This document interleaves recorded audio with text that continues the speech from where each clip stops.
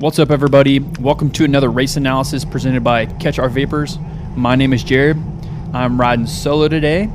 We are in Winston-Salem, North Carolina, technically just outside of that in a little bit of the suburbs. We are doing the Triad Crit Series. This is the last round of this Herbalife Nutrition Crit. We are in a kind of their factory warehouse parking lot. It's this massive concrete parking lot that they let us use. Super cool, super sticky concrete, so you can go really fast. The elevation is relatively flat. At the start finish line we have a slight uphill for a sprint, which makes for a good, in my opinion, a good safe sprint. Yeah, cut ahead in the action for you guys. We've got about 36 riders, I believe. This is a pretty big field, but if you look ahead up to the left, you see we've got about a 4 or 5 rider gap opening up. There was actually a guy in a Gigawatt jersey. They are repping a pink, like a Pepto-Bismol pink and blue bibs, and this dude goes on the attack, and so the speed's ramping up a little bit.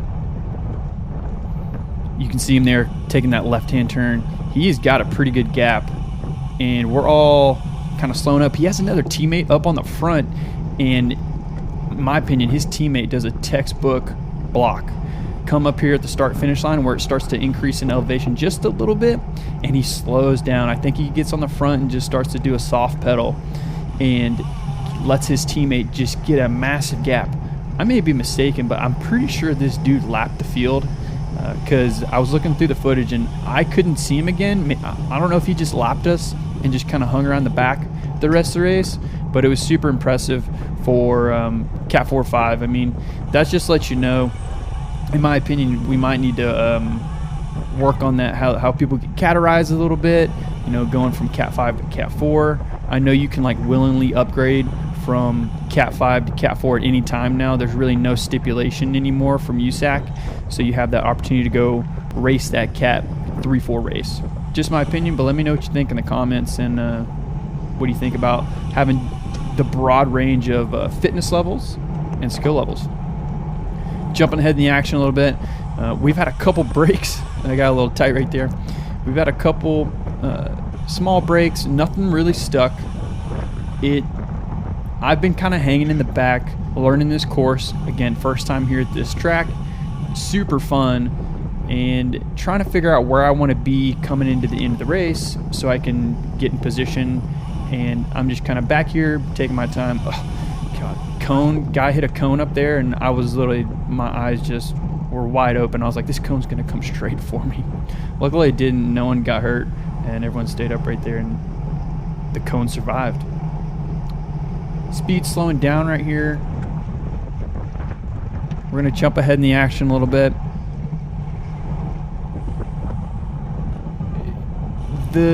After reviewing the footage, the overall race was relatively surgy. If you look up here, we've got a 3-man breakaway. They've got a pretty good gap on us, and this is kind of midway through the race, and I'm feeling like, man, this might be another move of the race, just like the Gigawatt guy did at the beginning. And I'm getting ready to pounce on any moves. The two guys on the front of this group right here attack, and I'll hop on the back of this Gigawatt guy, and we kind of go, and I'm trying to catch his wheel to close this gap. I love that turn right there. You can pedal all the way through it and slam through this and up this slight incline to the start finish line. There we go. There's one of the riders right there on the 3-man break. We pulled them back, and that break did not end up going anywhere. I'm pretty sure I pulled, or a couple guys behind me, we just pulled the entire group or the peloton with us, and so there wasn't really a chance for this thing to go any further. We still got a couple gaps, but in the next half lap, this closes down. Everyone lets up front.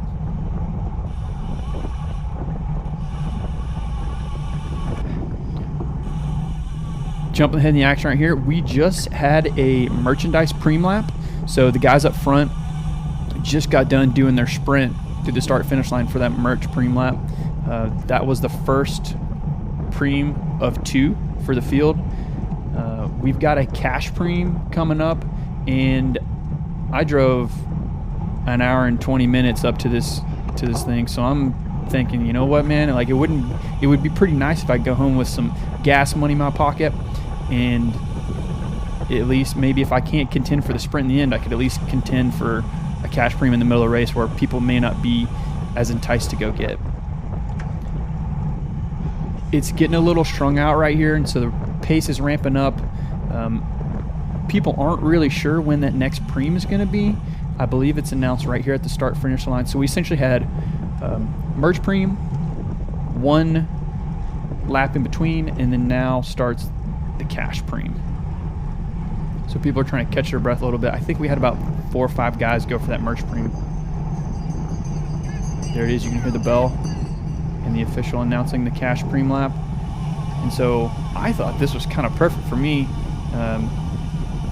on the ability to go do this. So what's a little confusing in this as well is there was a ton of lapped riders, and I was getting a little confused on who was in the front and who was actually a lapped rider.